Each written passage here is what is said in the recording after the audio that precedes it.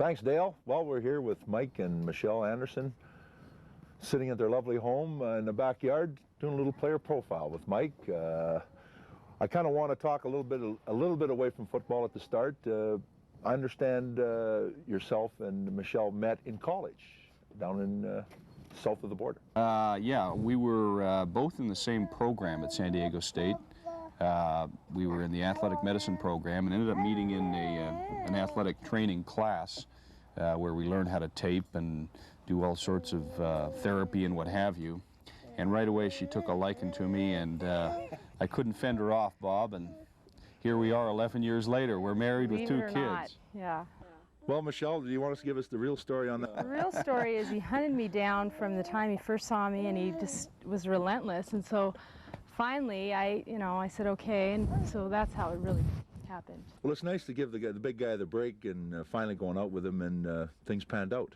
Well, I felt sorry for him, kind of. You know, he was kind of big baby face, about 270 then, and I did feel kind of sorry for him. So maybe we could talk a little bit about life with a football player. Mike, he's probably pretty hard to live with. I know my wife had a problem sometimes with me. Let's get your insight a little bit on what's it like living with Big Mike.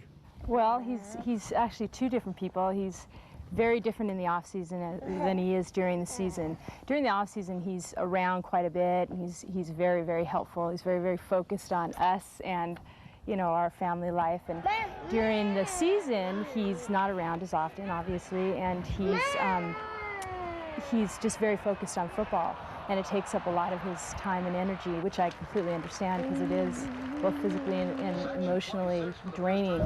But he's a wonderful, wonderful dad, and he takes the kids and spends lots of time with them. He takes them to the stadium when he has to go get therapy or has a rundown or whatever. He'll often take Max, and he likes to take him in the locker room. And he's just a really good dad at home. He likes to play with the kids, and he's quite a softie, actually. He's not this tough, rough guy that he appears to be.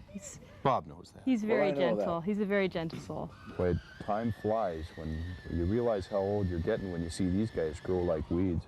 Max was born in '89. Matter of fact, just prior to training camp, the Grey Cup year. Yeah, he was born up in Saskatoon. We had training camp up there, and so that was an interesting season for us. The first child during that football season. And Sam was born in January of '93. He's about a year and a half. They're pretty cute. They're pretty good little guys. We're having a lot of fun with them. Mike, being that you're so long in the league right now, you're the old grizzled veteran, as they say. Has your priorities changed a little bit with the game, with life? Tell us a little bit about that. I don't think the priorities have ever shifted. I think that my home life has always been number one to me. Certainly as you get a little older and you have the kids, you want to be there with them, spending as much time during their growth. And the nice opportunity that we have with football is that you get a chance to spend a lot of time with the kids while they're growing up in the early stages. And you know, the most fun I have now in football is going out to play the games and to go out there and kind of mess around with some of the guys out there and just have some fun. And it's really nice and I've been very lucky to have the opportunity to get to that point where, you know, practice, it wouldn't matter if I missed any of that. It wouldn't bother me at all. But getting out there and playing the games is really a great deal of fun.